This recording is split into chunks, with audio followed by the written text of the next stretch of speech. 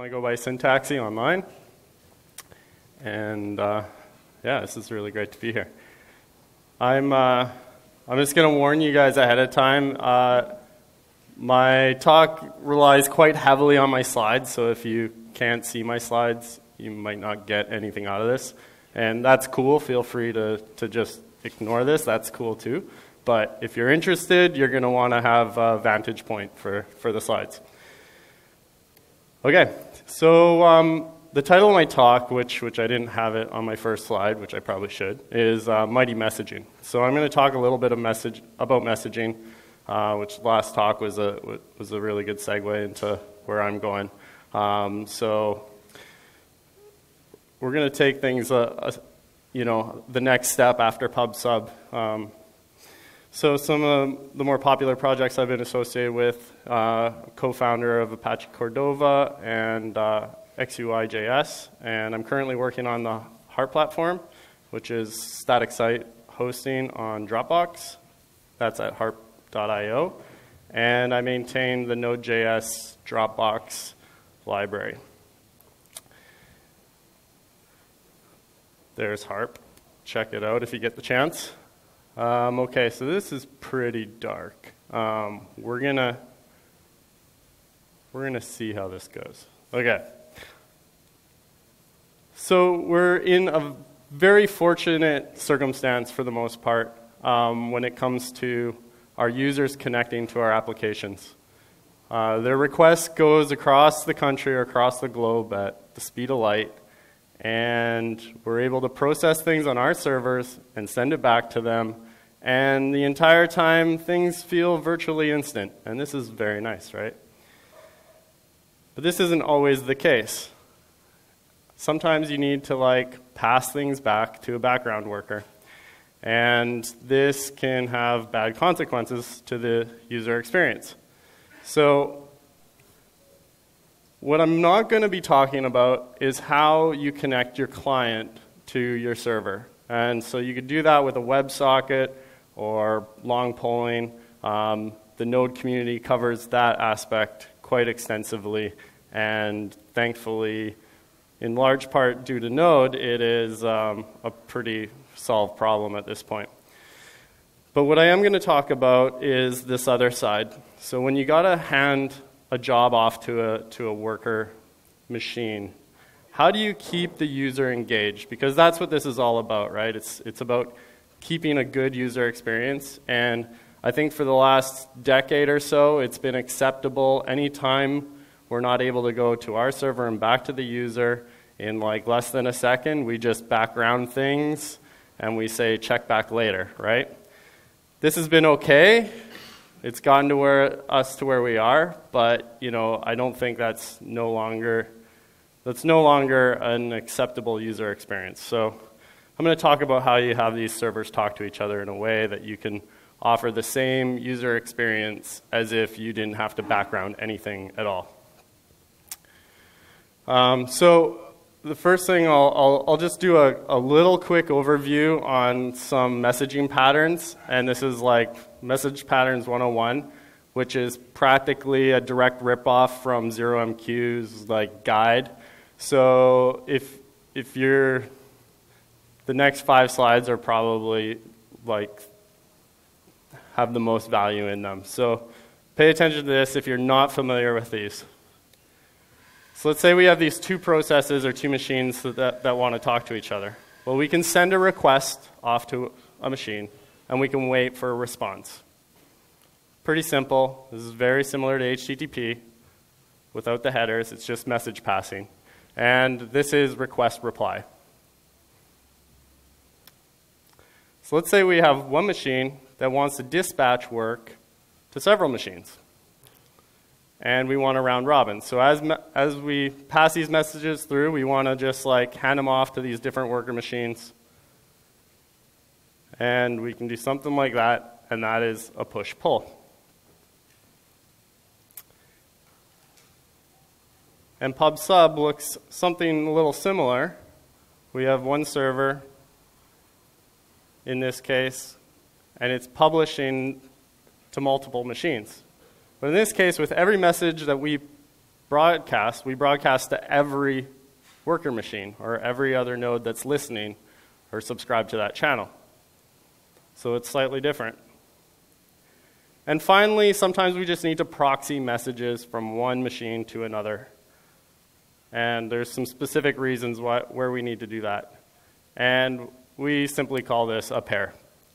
So these are our building blocks to doing some really powerful things. And when you understand these 4 principles, and you know, it goes a little bit further than this, but these are the 4 basic ones, you can solve pretty complex problems with very simple, elegant solutions. You'd be surprised like how few lines of code this actually takes to do these things.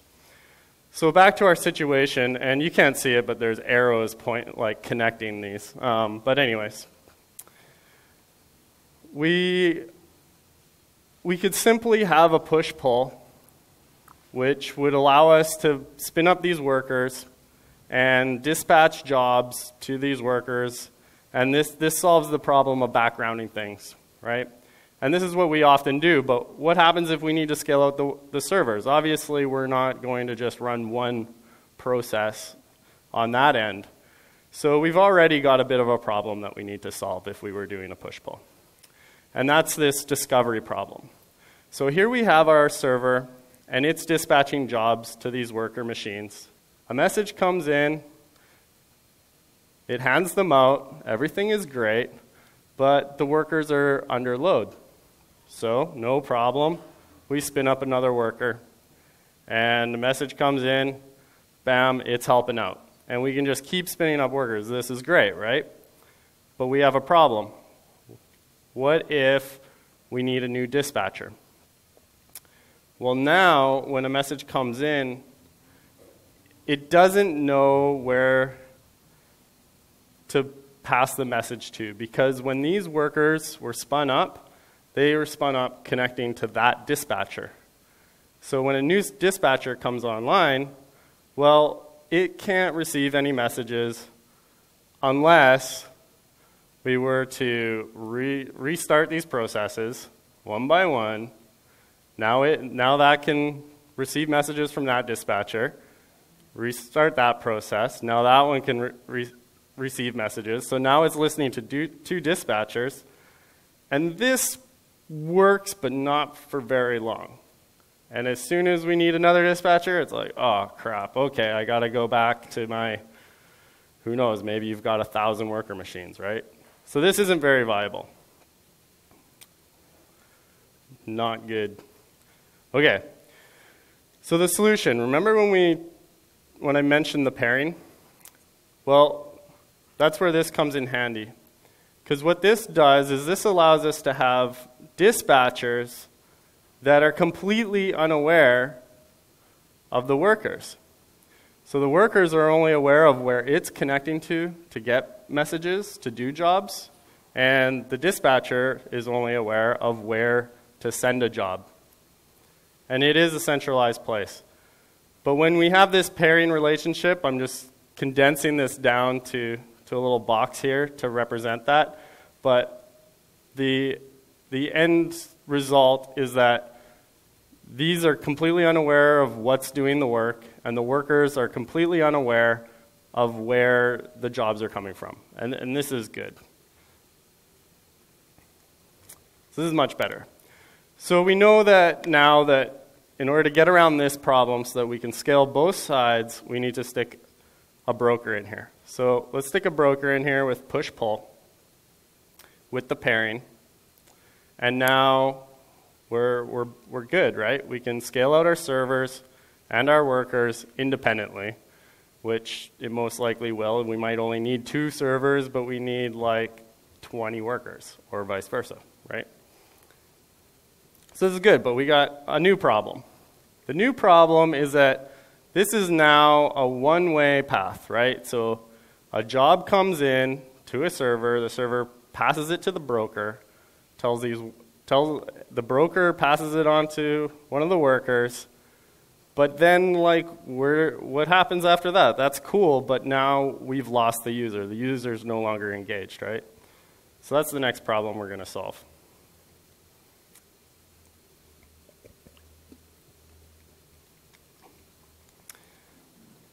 So this just illustrates that point again. So from the dispatcher, we're going into the queue. The message goes to the worker. And now that's it. It's a lost entity. So this is, I'm calling it the observability problem. Now the solution here would be then to have, when the worker gets a job, it's broadcasting through PubSub on how the progress is going. So this job might have an ID, right? And it's saying, hey, this ID is like at 10%, and here's how it's going.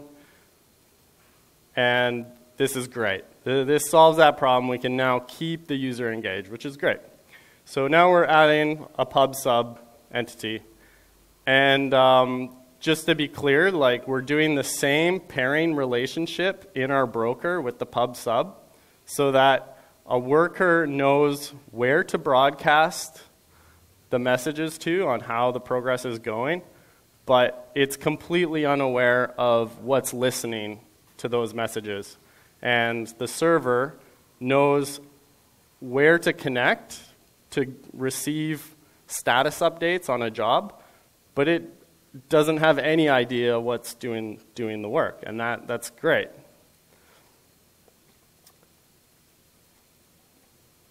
Let's see where we are.